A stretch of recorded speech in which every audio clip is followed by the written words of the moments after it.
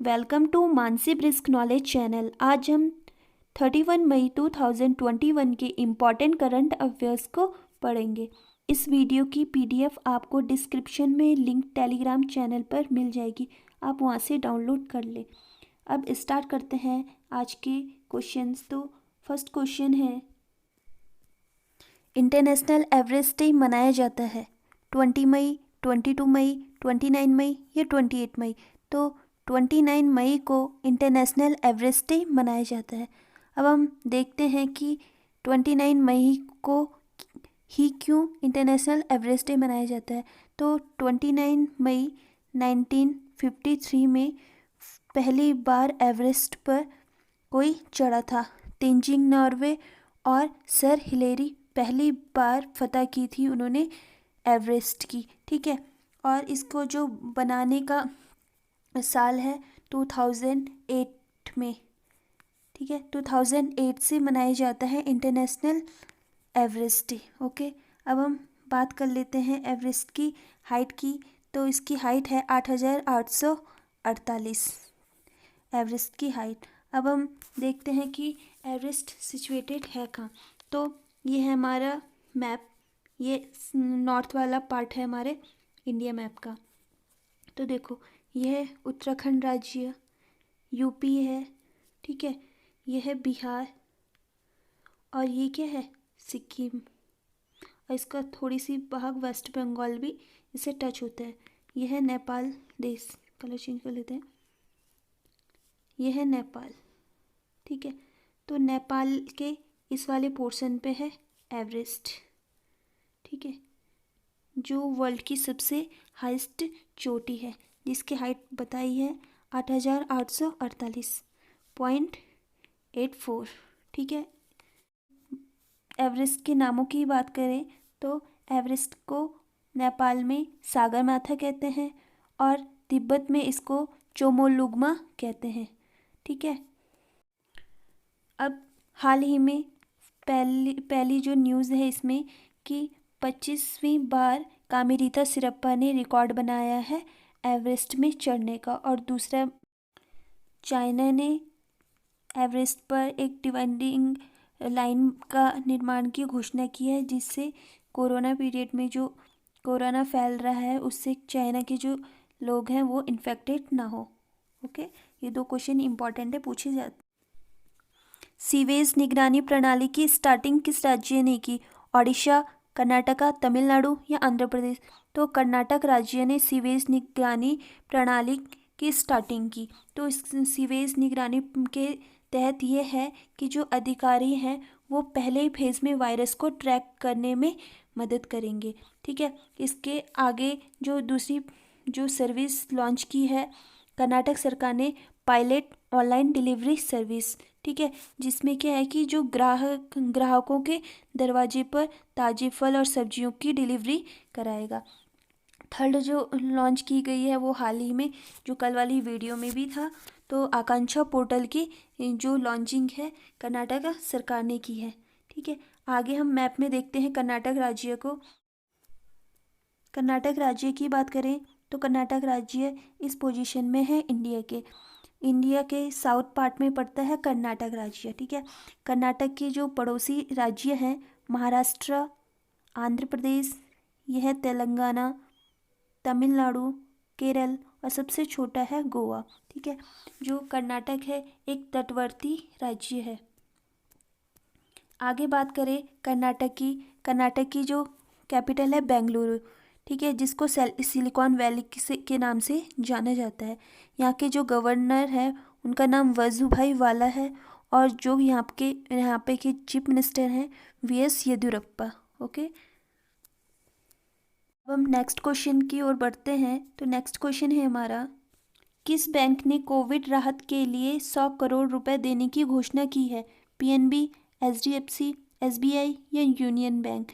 तो HDFC bank ने Covid राहत के लिए 100 करोड़ रुपए देने की घोषणा की है, ओके। अब हम अपने नेक्स्ट क्वेश्चन की ओर बढ़ते हैं। तो नेक्स्ट क्वेश्चन है हमारा, हाल ही में किस राज्य में काले हिरण की आबादी पिछले 6 ईयर में डबल हुई है। जो काले हिरन है उनकी जो संख्या है उसमें वृद्धि हुई है। तो कर्नाटक, केरल, ओडिशा या मध्य प्रदेश। तो ओडिशा राज्य में काले हिरन की जो आबादी है, संख्या है, उसमें वृद्धि हुई है, क्योंकि जो काले हिरन है उनका जो तस्करी है सबसे ज़्यादा की जाती है। तो इनके काले हिरन के लिए एक संरक्षण किया जाता है इनको। ठीक है, अब हम उड़ीसा के बारे में जान ले। तो उड़ीसा को मैप में देखें तो उड़ीसा हमारा इस वाली पोजीशन पे लोकेटेड है। ठीक है, इसके जो पड़ोसी राज्यों की बात करें तो एक वेस्ट बंगाल है, झारखंड है, छत्तीसगढ़ है और आंध्र प्रदेश है। तो इसके ये क्या है, पड़ोसी राज्य। ओके, अब हम इसके बारे में जान लेते हैं। तो उड़ीसा में चिल्का झील है। चिल्का झील एक लैगून झील है। ओके, इस यहाँ के जो गवर्नर हैं गणेशी लाल हैं और यहाँ के जो चीफ मिनिस्टर है नवीन पटनायक है। जो नवीन पटनायक है वो 5वीं बार यहाँ पर चीफ मिनिस्टर बन चुके हैं। अब हम नेक्स्ट क्वेश्चन की बात करते हैं। तो नेक्स्ट क्वेश्चन है हमारा, हाल ही में एनजीटी ने किस नदी पर मेकेदातु बांध निर्माण उल्लंघन का गठन किया है? नर्मदा, गोदावरी, ताप्ती या कावेरी?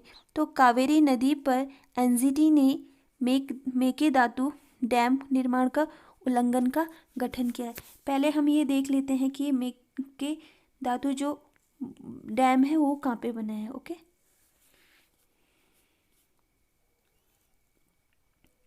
तो मैप में देखें तो ये वाला जो डैम है, देखो इस मैप से समझ में आएगा। देखो ये इस पोजीशन पे, ये हमारा कर्नाटक राज्य है, ये तमिलनाडु। तो इसका जो ज़्यादा वाला पोर्शन है ये किधर है, कर्नाटक का। तो तमिलनाडु जो राज्य है वो कह रहा है कि जो ये मेकेदातु जो परियोजना है ये अनऑथराइज कंस्ट्रक्शन किया है कर्नाटक ने। ठीक है, इसके वजह से ये चर्चा में है।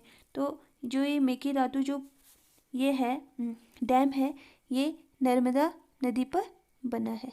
ओके, तो ये है चर्चे में। अब हम एनजीटी के बारे में कुछ जान लेते हैं। तो एनजीटी का जो पूरा नाम होता है नेशनल ग्रीन ट्रिब्यूनल होता है। इसकी स्थापना 2010 में हुई। इसके जो अध्यक्ष हैं आदर्श कुमार गोयल हैं, 2018 से हैं ये। ठीक है, जो अध्यक्ष हैं आदर्श कुमार गोयल, उनका जो पदभार था 2018 से है ये। ओके, अब हम एनजीटी के बारे में और जान लेते हैं।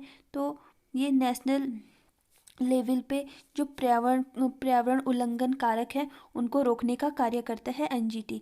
ठीक है, एनजीटी के बारे में एक इम्पॉर्टेंट इन्फॉर्मेशन है। तो एनजीटी ने जो बन्नी ग्रासलैंड है गुजरात में, वहाँ पर वार्निंग दी है 6 मंथ से पहले वहाँ पर जो अतिक्रमण है उसको हटाया जाए, एनजीटी ने कहा है ये। ठीक है, जो गुजरात का बन्नी ग्रासलैंड है। अब नेक्स्ट क्वेश्चन की ओर बढ़ते हैं। तो हमारा नेक्स्ट क्वेश्चन है, हाल ही में किसने युवा पीएम योजना की शुरुआत की है?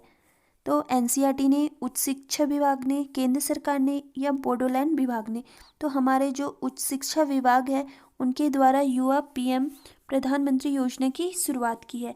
इसमें क्या है कि जो युवा लेखक हैं उनको प्रशिक्षित करने के लिए ये स्कीम लाई गई है। ठीक है, तो आगे नेक्स्ट क्वेश्चन की ओर बढ़ते हैं हम।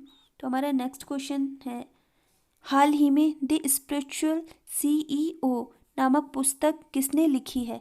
प्रकाश मिश्रा, अवतार सिंह भसीन, नीना गुप्ता या एस प्रकाश? तो एस प्रकाश ने द स्पिरिचुअल सीईओ पुस्तक लिखी है। ठीक है, जो इसका जो पब्लिशन है वेस्टलैंड पब्लिशन है। ओके, अब हम ऑप्शन की बात करें तो हाल ही में कुछ और पुस्तकें भी लॉन्च की गई है। तो नीना गुप्ता है, ये एक्टर है, तो इन्होंने ऑटोबायोग्राफी लिखी है। तो ये है सच कहूँ तो। ओके, अब हम एक और की बात करें